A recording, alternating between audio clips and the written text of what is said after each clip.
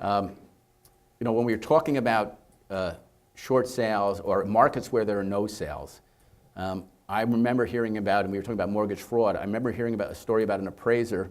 He was a bad guy, and he died, and he went to heaven, and St. Peter brought him in, and when he got to heaven, there were rows and rows of appraisers sitting there working on their laptops, working away.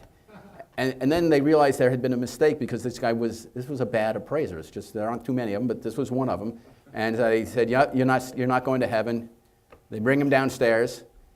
He gets out, a little warm, and he looks around, and there's rows and rows of appraisers working on their laptops. And before he, gets left there for eternity, he turns to St. Peter and says, I have one question. He says, when I was in heaven, there were rows and rows of appraisers working on their laptops, and when I got to hell, there were rows and rows of appraisers. I don't get it. What's the difference between heaven and hell? And St. Peter said, there are no comps in hell. I want appraisal joke. Thank you. And we've all been there. That is not fun. Comparable sales. Sometimes all of your adjustments make sense. I've been in this situation where I look at all my adjustments. Not only do they make sense, I think I'm being conservative. But when I look at my number, my conclusion, sometimes, and I just call it the smell test, it's not one of the official approaches, but it just doesn't make sense. If it doesn't make sense, your conclusion, well, maybe all those adjustments you're so sure about might, be worthwhile to take another look. Because I've had things where I make all the adjustments, and for whatever reason, my conclusion of market value seems to be very different than all the comps before I made the adjustments. And although I had a reason for every little part of the grid, it would be unusual to be off by that much. And this is sometimes why we don't use other approaches, but sometimes other approaches are good, because if you have, even if it's you're doing an income approach, New Jersey tax court, the income approach for an income property is really the only way we do things. But sometimes if you don't compare them to the sales, and you can't use the sales because you don't know the income and expenses, buyers aren't buying the bricks and mortars, what they're buying is an income stream, so you can't really make an adjustment. But if you concluded a property's worth, an apartment building's worth $50,000 a unit, and every sale in town is $90,000 a unit, maybe, even though you can't rely on the sales comparison approach in your conclusion, as a check, maybe it means you got your cap rate wrong. Maybe somehow you took out expenses that were really a capital expense and not an operating expense. So the other approaches, even if you give them no weight in your reconciliation, they're worthwhile to make sure you don't get the wrong answer. And that's sort of related to what I call the smell test. Some of this is just stuff. Tom. So as sitting up there as the judge, when you're looking at the appraisals, do you find yourself challenging the appraisers when you see the adjustments? Are you asking them, where did you get this adjustment from, and what is the number one response you get from an appraiser when you ask them that question? By the time I get to ask the questions of the witnesses, the attorneys have already gone through that. That's the support that the appraiser has to have in the appraisal report, whether it's a summary appraisal and you have that support back in your file, or if it's a full, complete report and everything is in there. The attorney's going to pull that out. How did you get that adjustment? What is support? As an example, say you're making a lot size adjustment. You've got a lot that's a little bit bigger than the average lot. So where did you get, and you say it's some number.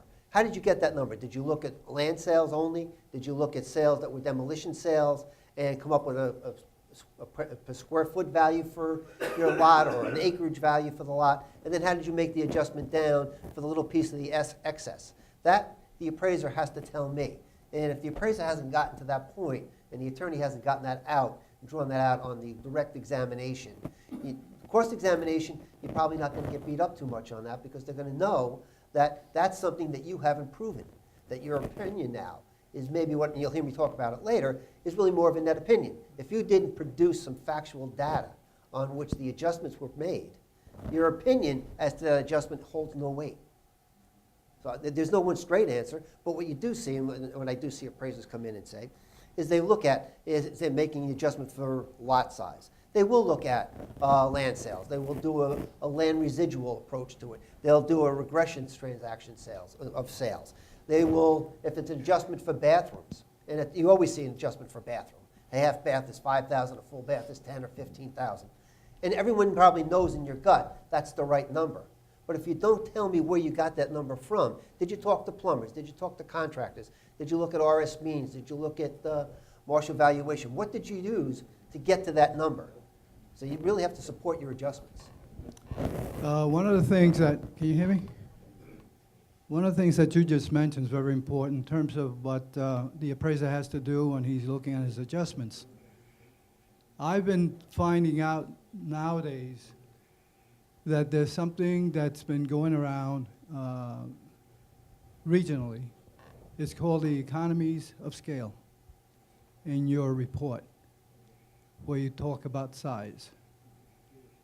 Is there any definitive answer as to whether one should be using that, or should there be the traditional ways when we used to do the opposite rather than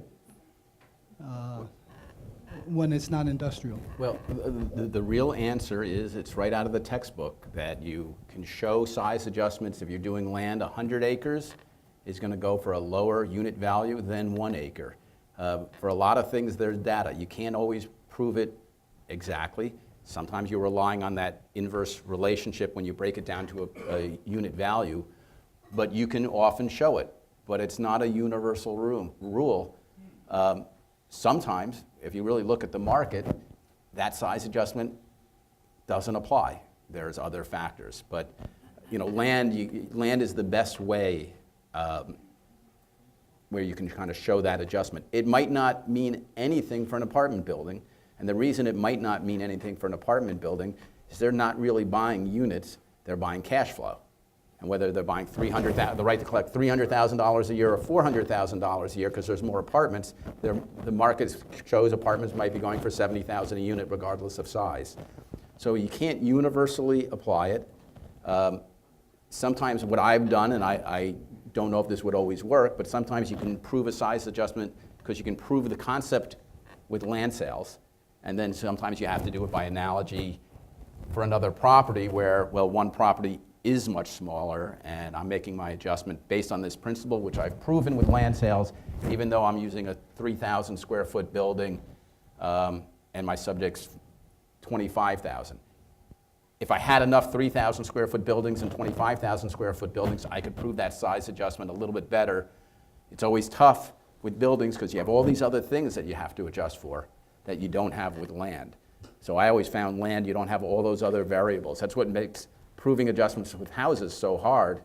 You're trying to prove the adjustment for a deck, but your house with the deck and without the deck, one has air conditioning, one has a pool, and it's really hard. So let's say in the case of land, town has just been recently reassessed, revalued. Can the value of the land be abstracted to define what the value of the property, the land value of the property is when you're doing a tax appeal? I mean, I know there's other methods. Abstraction is a method recognized in appraisal techniques, and if you do it right and you do it well, it's a recognized method. It's certainly a lot harder to have confidence in that number than having a land sale. But if right now. But the reason I'm asking is because in many towns, you know our area, better than me. The number of land sales, like let's say for example West Orange, where I live, nobody's knocking down houses to build houses. There's no land value sales there. Okay, so and the town has been revalued. Okay, and ASI comes up with a valuation for the different neighborhoods from which we can get a price per acre, price per front foot, those types of things. So is that submissible with credibility? I think you'd be better off getting land sales in adjoining suburban Essex County towns and making an adjustment for location. What I would do is make that location adjustment using the average sales price of houses in Livingston compared to West Orange, or South Orange compared to West Orange, take that land sale in Livingston or South Orange and adjust it, you're much more likely, I think, A, to get the number right, but it's more supportable. I think you're less likely to get beat up on cross-examination. I have a question to your question. I have not done that. You guys, planted the seed in my head, and that's why I'm asking. I have a question to your question. Are you presuming that the assessment, the revaluation number is correct? No, I'm not. Because if you're using that, Submissible. I'm just asking you if it's submissible. the answer in New Jersey is no if you're going to use the assessment, because you No, can't compare use the assessments to assessments. Right. So you can't start with that. You have to develop your own land value. And the way that Chuck was suggesting would be the more appropriate way. If you came in and said, I took the land value as the number, and I'm using that for my land, that could be a little bit difficult for you. Yep. No, I understand. I was just hoping you were opening the door. No. The next 2 points on this slide, adjustments against your interest, and if you can't prove something, be conservative.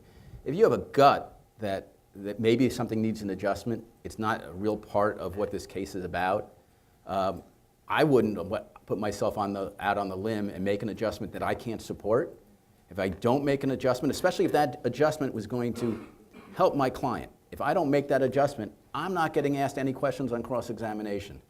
The more questions I get asked that I can't answer, I look foolish, that really aren't what the case is about, the less likely anyone's going to believe me when we get to what the case is about. Well, Chuck, that brings up this question. Couldn't you get asked on cross-examination why you didn't make an adjustment for this specific amenity? Yes, I rarely would, but my answer would be, let's say I was helping an appraiser for a taxpayer. I would say, well, you would think that there should be a downward adjustment because this property had a deck and this one didn't, but I couldn't prove it in the market, and I was tempted to make a further downward adjustment, and I would understand if Your Honor would want to make a downward adjustment, but I couldn't prove it. That's why I don't get asked the question. I'm just saying when it's against my interest, if I can't prove it, and now if I go, deck minus 10%, and how did you get there, Mr. Blau? And I'm like, it's got to be, it's got to be worth something. They're going to go, well, which approach to value, where are the paired sales, and they could have me on the stand on that deck for an hour. And then when we get what the whole case is about, sale number 2, which is identical to my house, it's next door, it's the same, October 1st, it's perfect. They already think I'm an idiot. Good. Most of you already know that, but